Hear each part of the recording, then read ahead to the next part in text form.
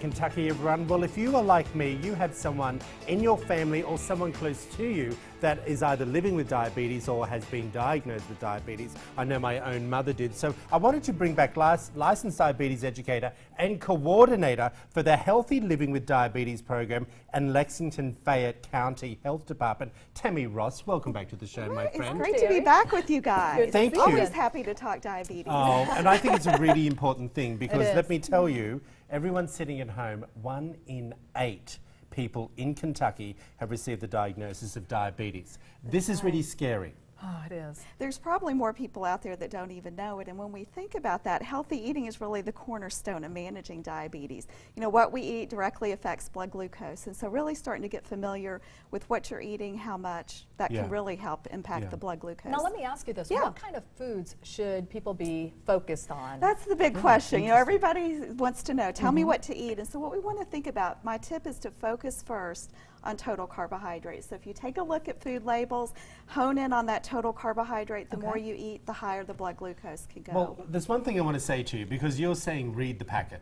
Right. Am I going to be in the supermarket much longer? Because we all know most people hate grocery shopping. It can be stressful, right? It can be very stressful. How much longer are you going to make me stay in the grocery department? Hey, I have a great tip for that. So if you start first with the foods that you have at home, most of us eat about 100 foods week in, week out in our food library. Okay. So open your pantry, open your fridge, take a look at those, begin to get familiar with the carbohydrate, and then when you head into the grocery, you have a little bit of a head start. Okay. Yeah, and we were talking on the break too, how when you go into a grocery store, you should stay on the outer perimeter all the way around the store and avoid that middle section because that's more of the processed foods. That's where the processed foods are, so it's more dangerous in those aisles. You got the vegetables and the dairy and all of that, so there you go. Right. So as far as managing the foods, do people have to cut out their favorite foods? I guess that's my biggest question. I know that that's been a challenge for a lot of folks that I've talked with diabetes too. Right.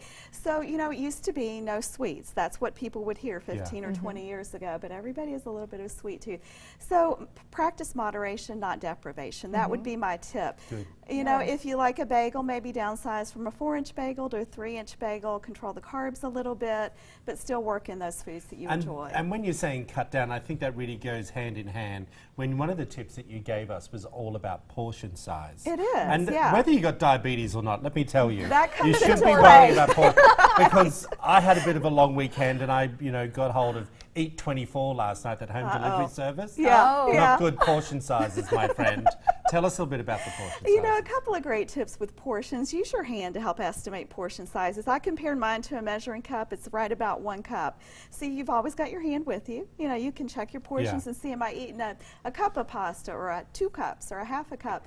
And also, one of my patients told me a great tip. They use a half-cup measuring cup to serve their food instead of using a spoon. So you kind of know, what are you putting on your plate? Interesting.